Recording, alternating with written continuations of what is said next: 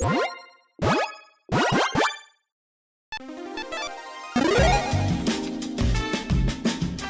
and welcome to the Commander's Quarters. I'm your host, Mitch. Glad to have you here. Here at the Commander's Quarters, we're all about Commander on a budget.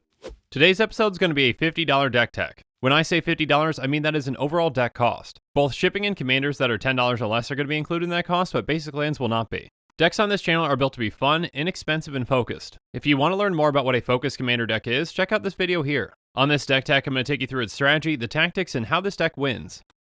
This show and episodes like this one are possible thanks to viewers like you. If you're looking for an easy way to help support this show, make sure that you like, share, and subscribe. Also, hit that bell notification icon so you don't miss any new episodes. And while you're at it, subscribe and review our podcast as well. You can also go check out our playmats and other merchandise at thecommandersquarters.com. Another easy way to support this show is with our TCGplayer affiliate links. So whether you're buying a deck or individual cards, you can use this general link right here or one in the description. And the final way that you can support this show is by supporting us directly by becoming a patron. There are many benefits to being a patron, and I truly couldn't do this without all of their support. Today's episode comes to you courtesy of Casual King. Casual King has been a general tier patron for over a year now. I truly couldn't do this without support from amazing patrons like Casual King. And for the personalized deck tech, Casual King chose Yasova Dragonclaw with a deck focusing on theft and using the creatures against our opponents in various ways. Yasova Dragonclaw is a 4/2 human warrior with trample that costs 2 and a green. She has at the beginning of combat on your turn, you may pay 1 is it. If you do, gain control of target creature an opponent controls with power less than Yasova Dragonclaw's power until end of turn, untap that creature and it gains haste until end of turn. So basically, she can threaten creatures that are less powerful than she is. So the basic concept of the deck is this. We're going to threaten our opponent's creatures, we're going to attack, sacrifice, and maybe even steal those creatures permanently, so we're basically just going to utilize our opponent's own creatures against them to win. As always, I'm going to take you through 10 different tactics to show you how the deck works and how we're going to win with it. So let's start things off with tactic number 1, Battle Preparations. First up, there's Wayfarer's Bauble, which we can pay 2 and tap and sacrifice to get a basic land into play tapped. Next up, we've got Fauna Fertility, which is an enchantment that essentially does the exact same thing. And then Search for Tomorrow is going to get us 1 basic into play untapped, and it's got to spend 2 for a green. Next up, we've got some great turn 2 plays with Farseek, Rampant Growth, and Sakura Tribe Elder. Farseek's going to get us an island or mountain into play tapped. And then Rampant Growth can get us any basic into play tapped, and Sakura Tribe Elder does the exact same thing when we sacrifice it. Next up, there's Harrow, which makes us sacrifice 1 land to get 2 basics into play untapped. And Springbloom Druid does the exact same thing, but those lands come into play tapped. Next, there's Grow from the Ashes, which gets us 1 basic into play untapped, or 2 if we kicked it. And then Explosive Vegetation gets us 2 basics into play tapped. Migration Path does the exact same thing, but we can also just cycle it for 2. And Circuitous Route can get us 2 basics and or gate cards into play tapped. But after we've ramped, it's time to pump Yasova up, so let's go on to tactic number 2, Sharpen Your Claws. First up, there's Bone Splitter, which is going to give her +2/+0. And then Silver Inlaid Dagger is going to give her +3/+0 since she's human. Cloak and Dagger is going to give her +2/+0 and Shroud. Next up, there's Obsidian Battle Axe, which gives her +2/+1 and automatically attaches to her when she comes into play since she's a warrior. And then Hero's Blade is going to give her +3/+2 and automatically attach to her since she's legendary. Next up, there's Demon Mail Halberd, which is going to give her +4/+2 and it's got Equip Sacrifice a Creature. So we can actually use this as a sacrifice outlet to take care of our opponent's creatures once we steal them. Next up, there's Bone Horde, which is a living weapon, and it gives Equipped Creature +X/+X, where X is the number of creature cards in all graveyards. And finally, there's Death's Presence, which says whenever a creature you control dies, put X +1 counters on target creature you control, where X is the power of the creature that died. So again, this helps utilize our opponent's creatures even further, making Yasova or some of our other creatures even bigger. But outside of Yasova, we've got other ways to steal opponent's creatures too, so let's move on to tactic number 3, Get Over Here. First up, there's Word of Seizing, which has Split Second, and it says untap target permanent and gain control of it until end of turn. It gains haste until end of turn. And then Conquering Manticore threatens 1 creature when it comes into play. Next up, there's Molten Primordial, which takes us a step further by threatening 3 creatures when it comes into play, 1 from each opponent. And then Mass Mutiny does the exact same thing, but as a sorcery. Next up, there's Reigns of Power, which essentially lets us swap our creatures for an opponent's until the end of the turn. So if we've got a free sacrifice in play, we can really set that opponent back. But the best threaten effect in this deck has got to be the Golden Pig. The Golden Pig is going to be the number 1 card out of our 99. And the Golden Pig for this deck is Mob Rule. Mob Rule is a sorcery that costs 4 red and says choose 1. Gain control of all creatures with power 4 or greater until end of turn, untap those creatures that gain haste until end of turn, or gain control of all creatures with power 3 or less until end of turn, untap those creatures that gain haste until end of turn. So basically we can steal all the big creatures on the board or all these small creatures on the board. This can be a fantastic finisher in its own right, but it also just works perfectly with this deck. We can take a ton of our opponent's creatures, swing with them, and then sacrifice them for a ton of value. The amount of value that this card generates for us in this deck is absurd, and that's why it's the Golden Pig. But we're not quite done with stealing our opponent's things just yet, so let's move on to tactic number 4, join the team. First up, there's Captivating Crew, which has pay 3 and a red, gain control of target creature an opponent controls until end of turn, untap that creature, it gains haste until end of turn, activates ability only anytime you can cast a sorcery. So essentially this is a similar ability to Yasova's, but it costs 1 more. And then Dominus of Fealty says at the beginning of your upkeep you may gain control of target permanent until end of turn. If you do, untap it gains haste until end of turn. But the best of these cards might be Willbreaker. It says whenever a creature an opponent controls becomes the target of a spell or ability you control, gain control of that creature for as long as you control Willbreaker. So any of these targeting effects work great with it, especially Yasova's. That essentially turns Yasova into pay 3, gain control of target creature. But when we're not gaining control of our opponent's creatures permanently, we need ways to get rid of them, so it's time for us to move on to tactic number 5, get out of here. First up, there's Ashnod's Altar, which has sacrifice a creature, add colorless to your mana pool. This can provide us an incredible amount of value, essentially turning our opponent's creatures into mana that we can use. And then Altar of Dementia has sacrifice a creature, target player puts a number of cards equal to the sacrifice creature's power from the top of their library into their graveyard. Next up, there's Tooth and Claw, which by sacrificing 2 creatures, we get a 3/1 beast.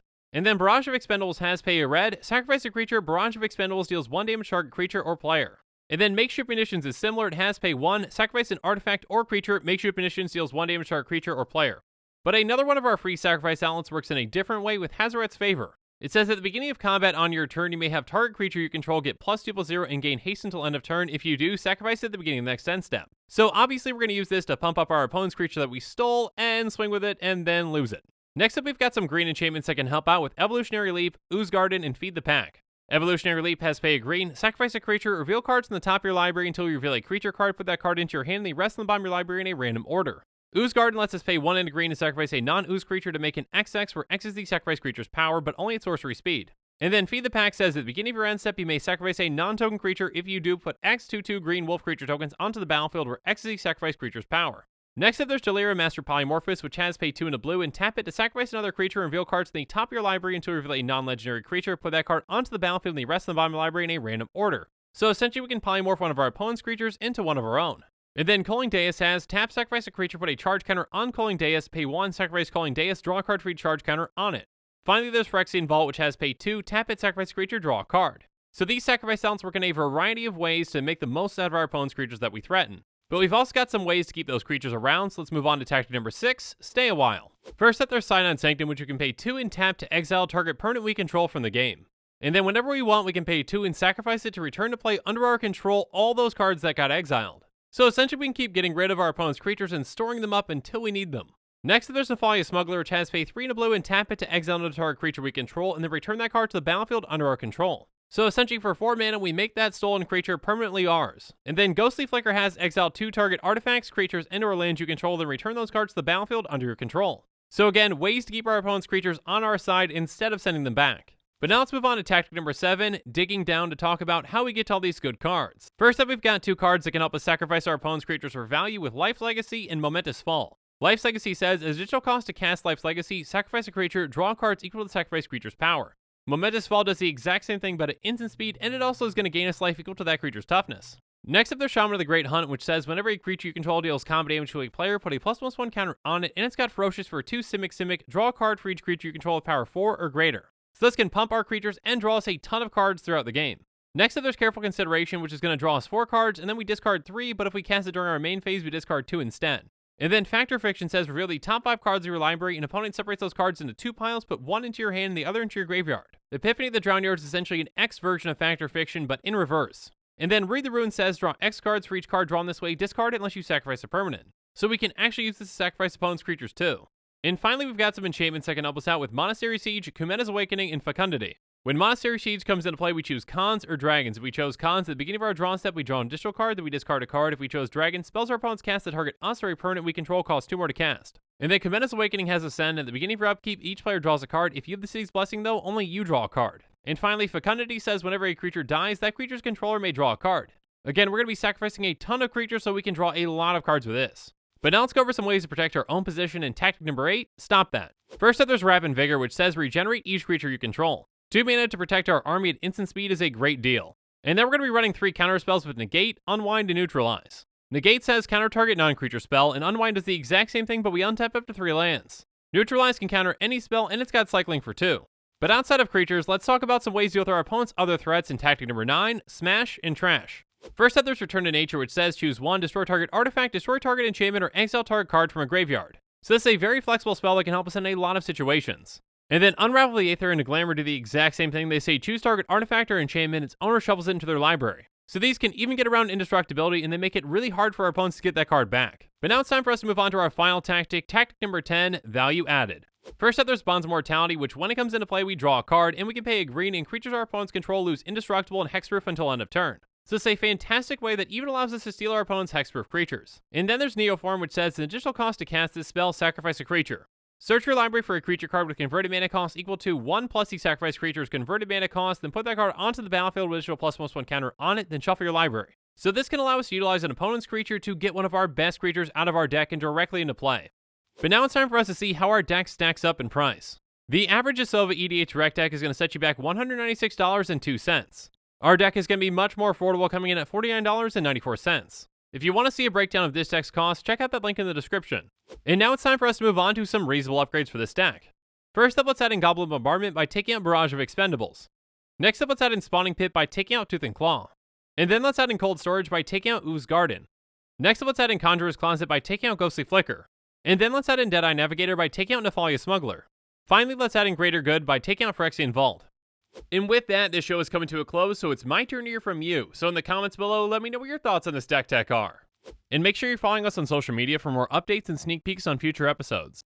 Again, a huge thank you to my patrons who help make this show possible. I truly couldn't do any of this without your support. If you want to support this channel directly, consider becoming a patron. There are many benefits to being a patron, including being able to vote on future commanders for deck techs. There are even tiers where you get your own personalized deck tech dedicated to you. You can check out all the Patreon tiers and rewards at patreon.com/commandersquarters.